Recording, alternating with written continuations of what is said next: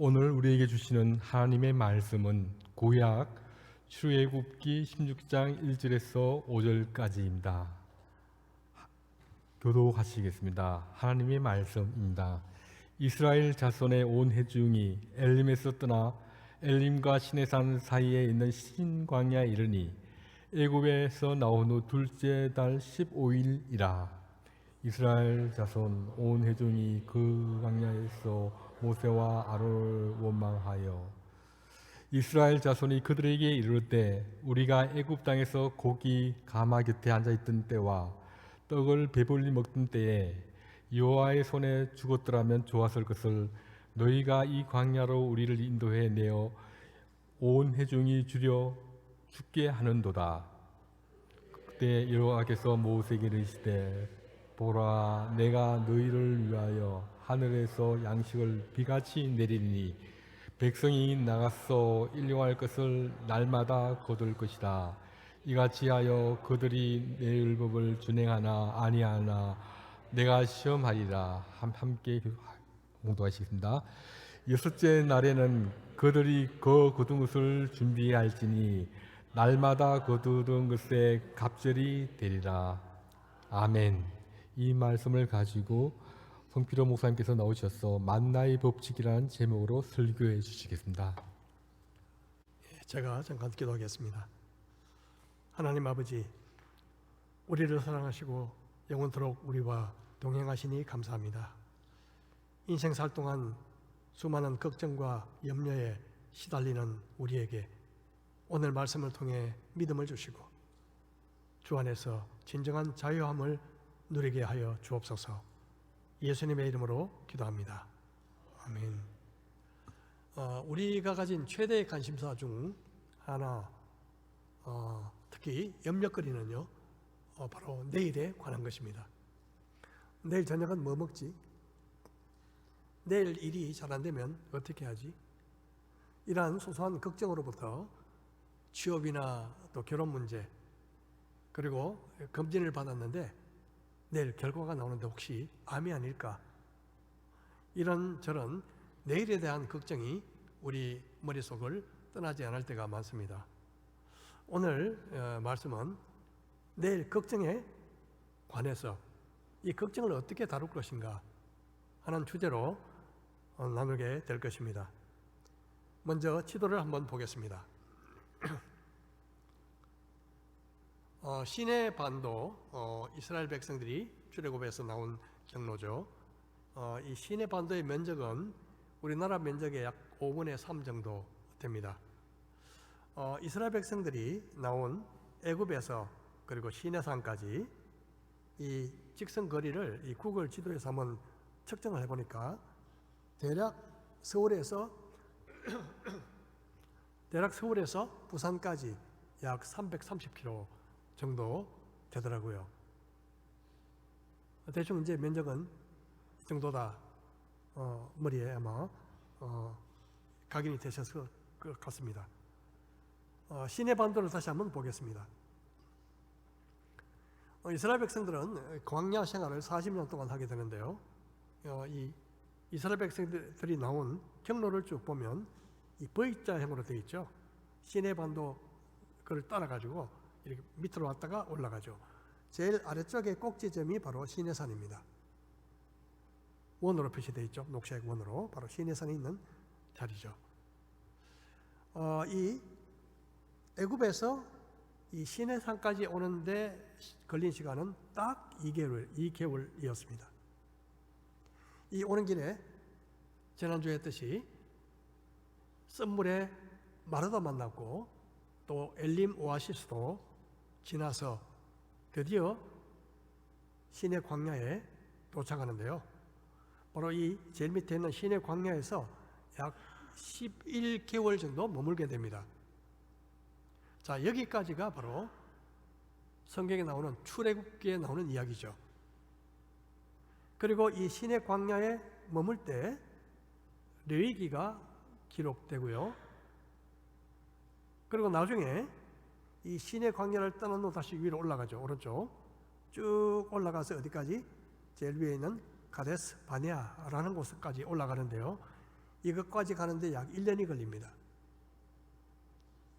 그리고 이 가데스 바네아에서 가나안 땅의 문턱까지 갈 때까지 약 38년을 광야에서 방황하게 되죠.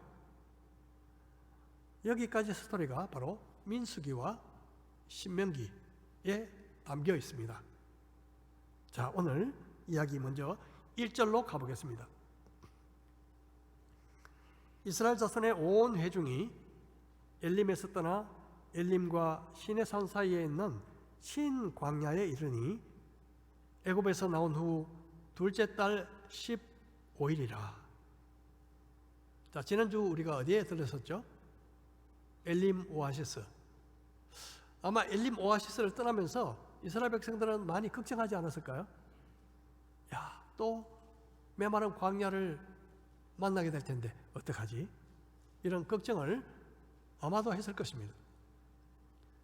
그들은 애굽에서 나온 지 꼭 한 달 만에 이 엘림과 또 시내산 사이에 있는 신광야에 도착합니다. 자, 신광야 우리 지도 한번 보겠습니다. 엘림과 신의 광야 그 사이에 있죠.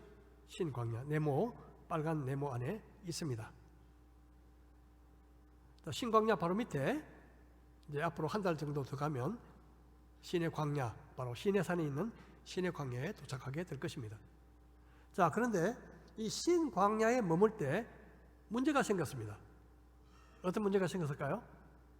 2절에 보면 이스라엘 자손 온 회중이 그 광야에서 모세와 아론을 원망하여 이스라엘 자손이 그들에게 이르되 우리가 애굽 땅에서 고기 가마 곁에 앉아있던 때와 떡을 배불리 먹던 때에 여호와의 손에 죽었더라면 좋았을 것을 너희가 이 광야로 우리를 인도해 내어 이 온 회중이 추려 죽게 하는도다. 이집트에서 나와서 이 신광야까지 한 달 정도 오는 동안에 이제 양식이 다 바닥나 버렸습니다. 애굽에서 나올 때 웬만큼 식량을 많이 들고 왔겠지만 한 달 버티기는 어려웠을 것입니다. 이제 꼼짝없이 광야에서 이제 죽게 되었다. 그렇게 생각한 이스라엘 백성들은 모세와 아론을 원망하기 시작합니다. 처음에는요, 모세만 공격했는데 이제는 아론까지 끌어들여서 원망하는 것을 보면 이 공격의 수위가 점점 높아지고 있다는 것을 알 수 있습니다. 그런데 말이 안 되는 것은 그들이 애굽에서 종살이 했던 그 생활을 멋지게 미화하고 있다는 것입니다. 애굽에 있었을 때는 우리가 고기 가마 곁에 앉았었다. 떡을 배불리 먹었었다. 여러분, 노예 신세에 있던 그들이 얼마나 무슨 재주로 매일 고기를 배불리 먹었겠습니까? 고기 냄새를 많이 맡았겠죠. 그들은요, 하나님께서 홍해 바다에서 그들을 건져주신 은혜를 깡그리 잊었습니다.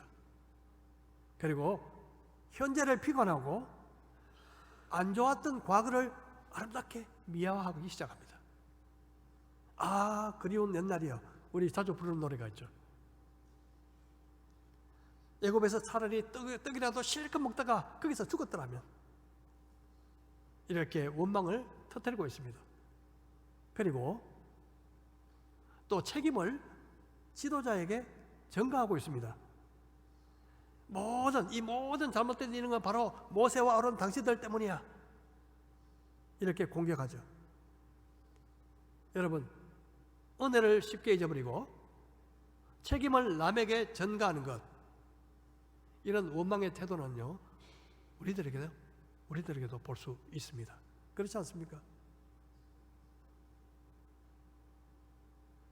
자, 이스라엘 백성들이 불평한 이유, 한마디로 원하는 것이 없다입니다. 결핍. 자, 우리 인생도 보면 뭐 돈도 없고 건강도 부족하고 여유도 없고 친구도 없고 뭐 수많은 결핍이 존재합니다. 그런데 하나님께서는 가끔 우리를 의도적으로 결핍의 상황 속에 이끌어 가십니다. 왜 그러실까요?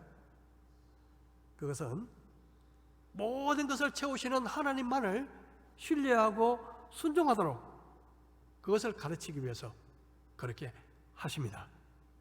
다윗은 시편 23편에서 이렇게 고백하죠. 여호와는 나의 목자시니 내가 부족함이 없으리로다. 우리가 이렇게 고백할 수 있는 것은 어떤 결핍의 상황에서도 하나님이 나의 모든 필요를 채우시는 분이라는 것을 믿기 때문입니다. 자, 백성들이 굶어 죽겠다고 아우성치는 그 소리를 하나님이 들으시고 이렇게 모세에게 말씀하십니다.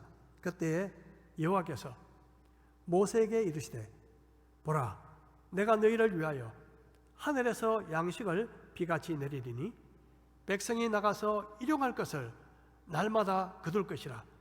이같이 하여 그들이 내 율법을 준행하나 아니하나 내가 시험하리라. 여러분, 이 하나님께서요 모세에게 이르시되 내가 그들이 내 율법을 준행하나 아니하나 내가 시험하리라. 이 문제를 출제하셨습니다. 시험 문제를요. 몇 번째 문제를 쓸까요? 두 번째. 첫 번째는 뭐였을까요? 지난주에 나왔죠. 24절에 보겠습니다. 백성이 모세에게 원망하여 이르되 우리가 무엇을 마실까 하며 모세가 여호와께 부르짖었더니 여호와께서 그에게 한 나무를 가리키시니 그가 물에 던지니 물이 달게 되었더라. 거기서 여호와께서 그들을 위하여 법도와 율례를 정하시고 그들을 어떻게 해요? 시험하실세. 자, 첫 번째 시험 장소는 어디였을까요? 마라였습니다. 자, 시험 문제는 한마디로 물이 없을 때는 어떻게 할까요? 물이 없을 때는 어떻게 할까요? 자, 객관식 문제입니다. 1번 모세에게 따지고 불평한다. 2번 그냥 애굽으로 돌아가자. 3번 하나님을 신뢰하고 순종한다. 답은 뻔하죠. 예, 딱 보니까 아시겠죠. 이스라엘 백성들은 F 1번을 선택했거든요. 1번. 여러분, 우리가 이렇게 보니까 왜 3번인데 1번을 선택해? 이론과 실제는 다릅니다. 우리는 그냥 머릿속으로 3번 하지만 이스라엘 백성들은 정말 사느냐 죽느냐의 어떤 그런 문제가 있었다고요. 이스라엘 백성들은 실전 시험이었습니다. 자, 두 번째 시험 문제. 먹을 것이 떨어지면 어떻게 하나요? 1번 모세에게 따지고 불평한다. 2번 애굽으로 돌아가면 먹을 게 많다. 3번 하나님을 신뢰하고 순종한다. 이스라엘 백성들은 몇 번을 선택했을까요? 1번 또 F였습니다. 자, 연급부 F를 맞았는데도 불구하고 하나님은 그들을 포기하지 않으세요. 하늘에서 양식을 비같이 내릴 것이라고 약속하셨습니다. 이 일을 통해서 하나님은 나의 영광을 나타낼 것이다, 그렇게 말씀하셨죠. 자, 12절 보겠습니다. 내가 이스라엘 자손의 원망함을 들었노라. 그들에게 말하여 이르기를 너희가 해질 때에는 고기를 먹고 아침에는 떡으로 배 부르리니 내가 여호와 너희의 하나님인 줄 알리라 하라 하시니라. 목적이 뭐였어요? 내가 여호와 하나님인 줄 알리라. 하나님은 백성들의 원망을 들으셨습니다. 그런데 그들이 한 원망은요, 모세와 아론에게 한 것이 아니라 하나님을 향한 원망이었습니다. 결국은 하나님께서는 이 배은망덕한 백성들을 벌하지 않으시고요, 그들에게 주겠다, 그들의 요구를 들어주셨습니다. 얼마나 참 좋으신 하나님이십니까? 저녁에는 고기를, 아침에는 떡을 주겠다고 약속하셨습니다. 그렇게 하신 이유는 하나님께서 너희를 다 책임지고 돌보고 있다 하는 것을 그들로 알게 하기 위해서였습니다. 13절 보겠습니다.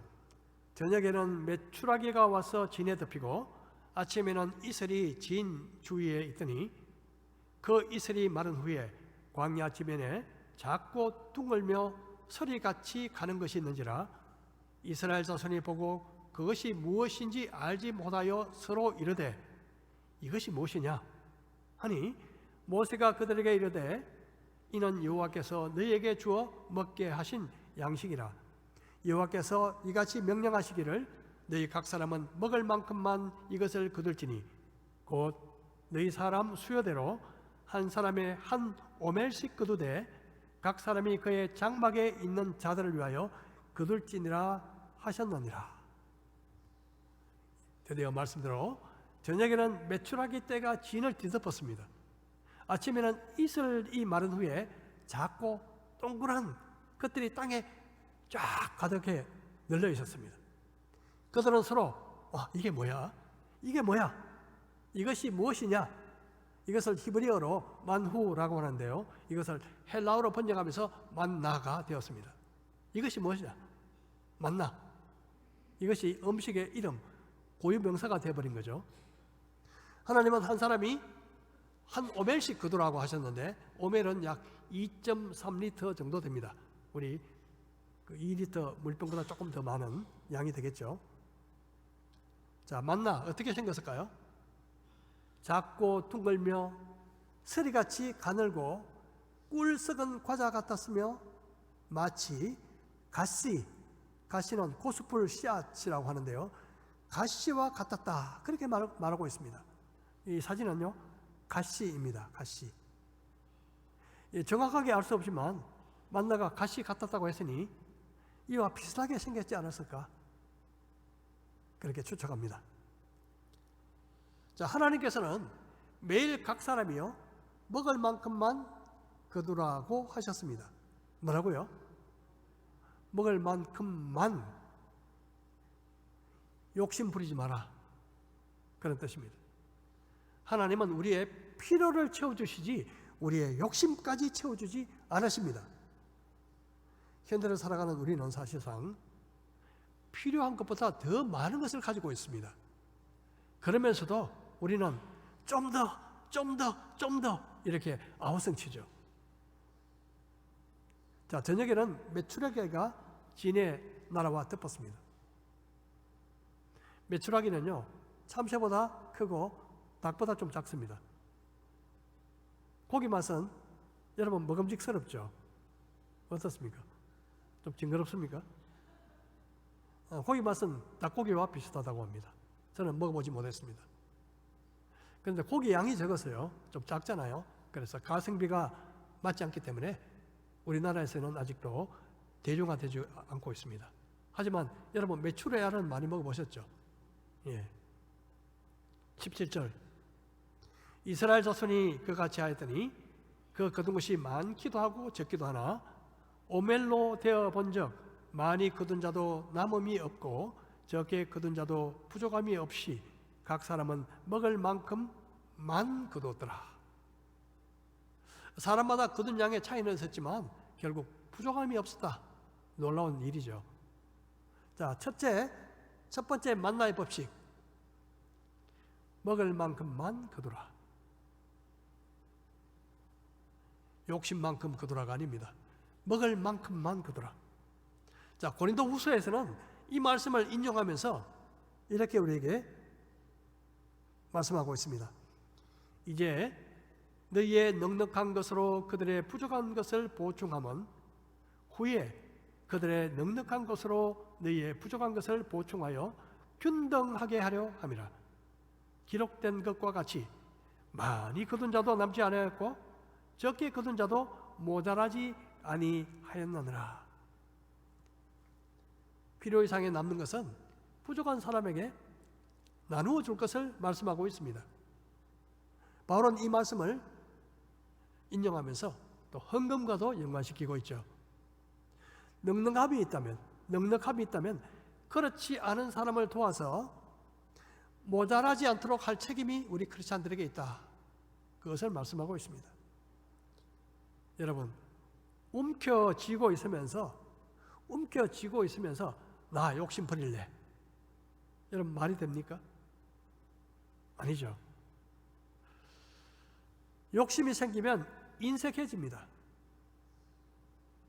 욕심을 버리는 비결, 인색함을 버리는 비결이 뭔지 아십니까? 나누어 주는 거죠.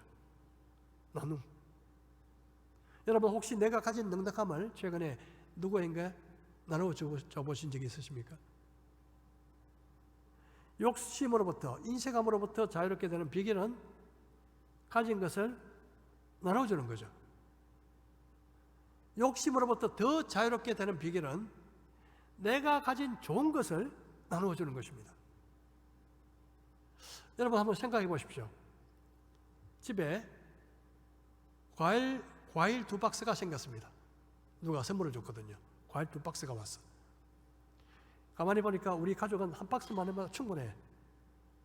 이 한 박스를 이웃에게 나누어 주기로 합니다.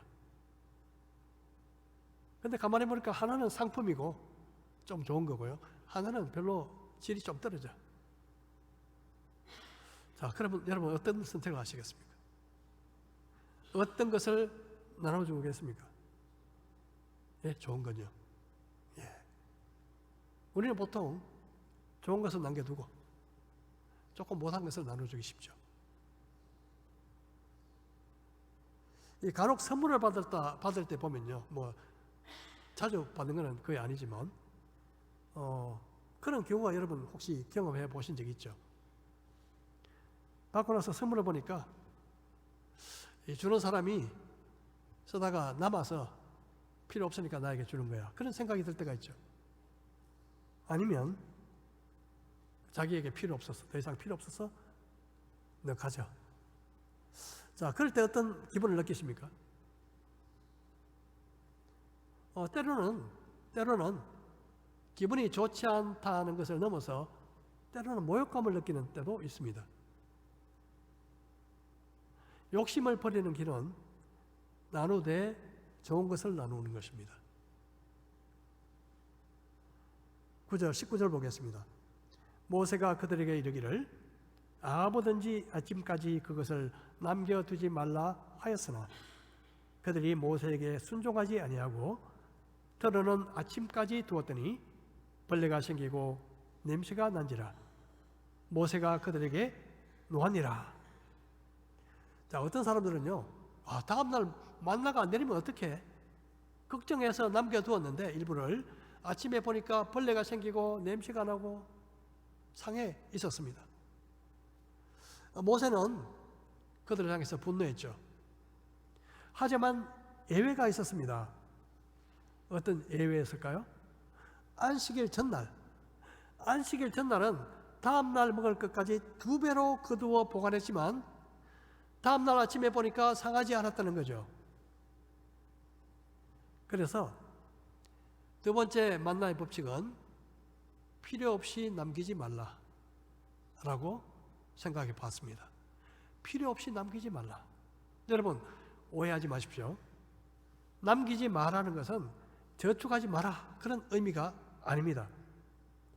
하나님께서는 안식일에는 쉬어야 되니 다음 날을 위해서 하루 전에 다음 날 것을 비축하라 그렇게 말씀하셨습니다. 미래를 위해서 가능한 저축하는 것은 필요합니다. 그러나 그 동기가 하나님을 못 믿어서,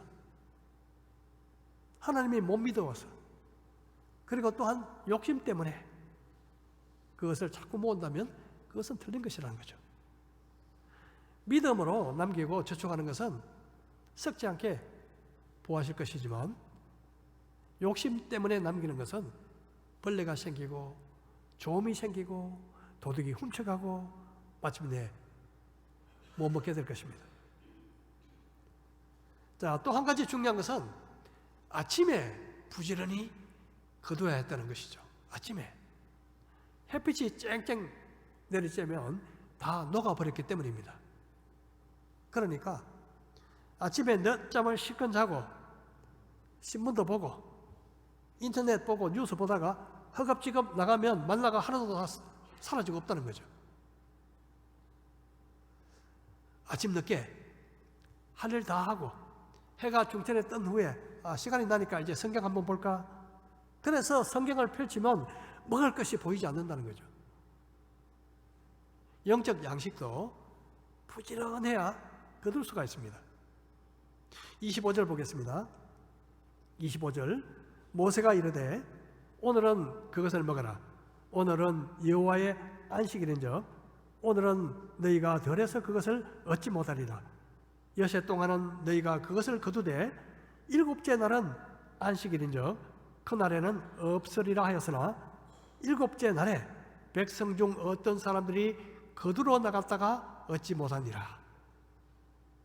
백성들은 하나님의 말씀을 따라서 안식일 전날 2배로 거두어 만나를 보관했지만 다음날 상하지도 않고 그리고 벌레도 생기지 않았습니다.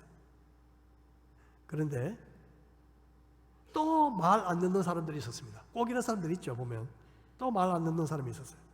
안식일에 또 나가지 말라고 했는데 나가서 가보니까 없거든요.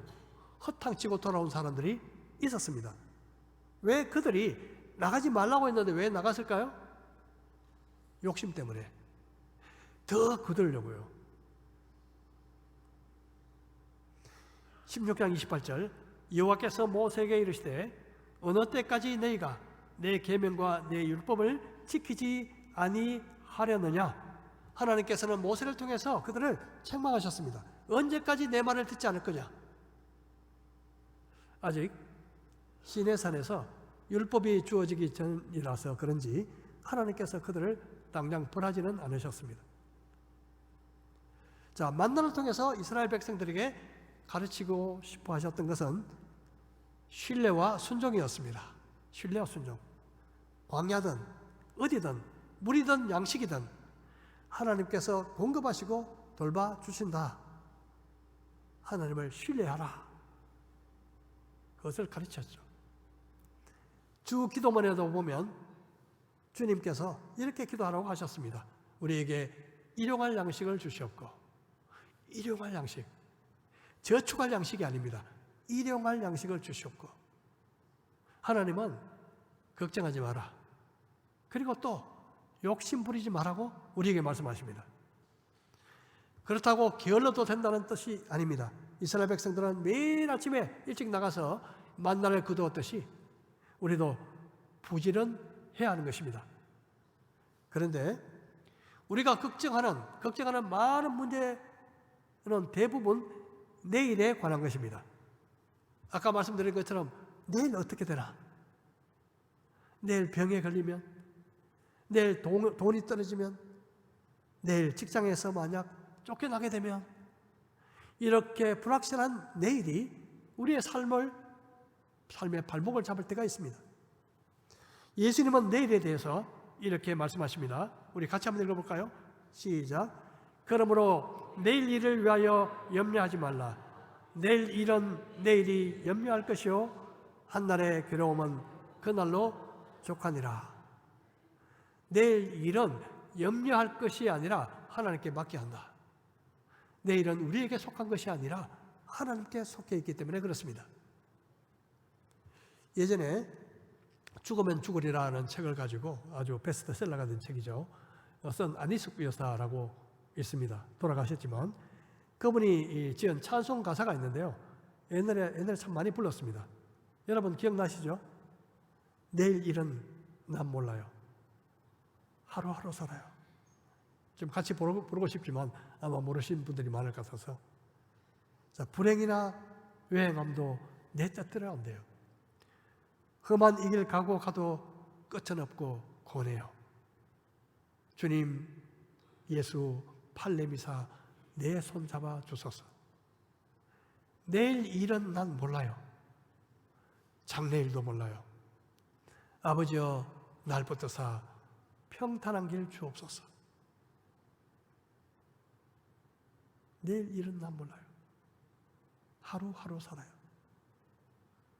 하나님을 신뢰하면서 하나님을 순종하면서 하루하루 살아요. 이 찬송이 우리의 고백이 됐으면 좋겠습니다. 하나님은 한 달 먹을 양식을 한꺼번에 주시지 않으셨습니다. 곳간에 먹을 것이 쌓이면 분명 하나님을 신뢰하지 않을 것이기 때문입니다. 그리고 사람들은 가능한 많은 것을 모으려고 욕심대로 막 모으려고 애를 쓸 수 있기 때문에 그럴 것입니다. 사람이 욕심을 내는 이유는 하나님을 신뢰하지 못하기 때문입니다. 걱정하는 것 또한 하나님을 신뢰하지 못하기 때문입니다. 그들은 혹시 하나님이 깜빡 잊어버리시고 만나를 다음날 내려주시지 않으면 어떻게 하나 아마 그런 걱정을 한 사람도 있었을 것입니다. 하나님은 실수가 없었습니다. 한 번도 실수가 없었습니다. 주님은 우리에게 이렇게 또 말씀하십니다. 우리 같이 한번 다시 읽어보겠습니다. 시작.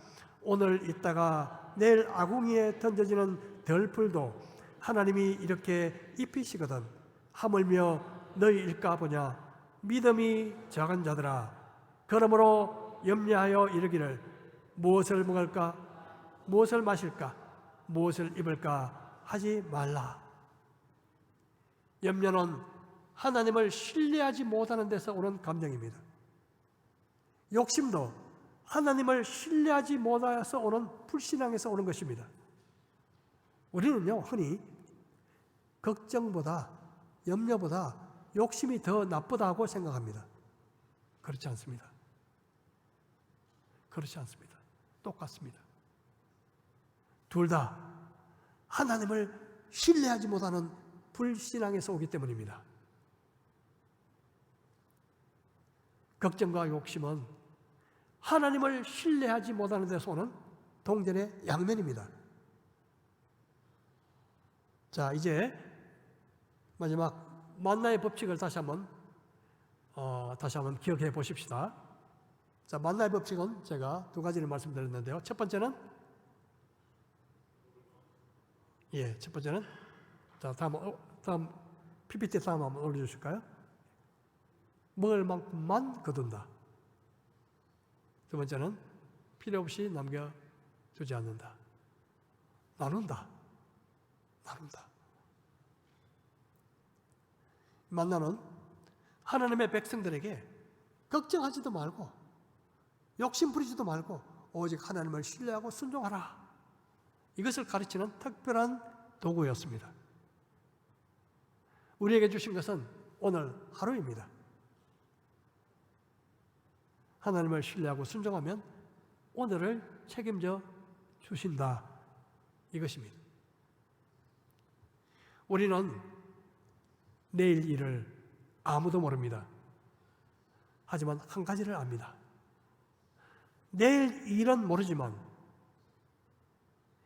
내일 일을 주관하시는 분이 바로 나의 하나님이시라는 사실을 믿습니다. 내일 일은 모르지만 나의 내일 일을 주관하시는 분은 나의 하나님이시다. 내일을 걱정하지 말고 욕심 부리지 말고 매일매일 하나님을 신뢰하고 하나님께 순종하라. 이것이 만나를 통해서 우리에게 주시는 교훈인 줄 믿습니다. 우리 결핍투성이인 이 광야 인생길에서 하나님을 신뢰하고 순종함으로 이스라엘 백성들이 경험했던 그 만나의 은혜를 우리 매일매일 삶 속에서 경험하시기를 축복합니다. 이 시간 우리 조용히 자신을 한번 돌아보도록 하겠습니다. 여러분 한번 생각해 보십시오. 요즘 걱정하고 있는 내일이 무엇인지, 아니면 나에게 불필요한 욕심이 없는지, 아니면 둘 다 가지고 있는지, 하나님을 신뢰하지 못하는 두 가지 모습이 있습니다. 그것은 바로 내일을 걱정하는 것, 그리고 나누지 않고 모으기만 하는 욕심입니다. 하나님이 우리를 돌봐주심으로 하나님을 신뢰하고 순종하라. 매일매일 이것이 만나를 통해서 우리에게 가르치시는 교훈입니다. 우리 이 시간 우리를 돌보시는 하나님만을 신뢰하며 순종하겠노라. 이 시간 결심하고 결단하고 또 기도하는 시간 잠시 갖도록 하겠습니다.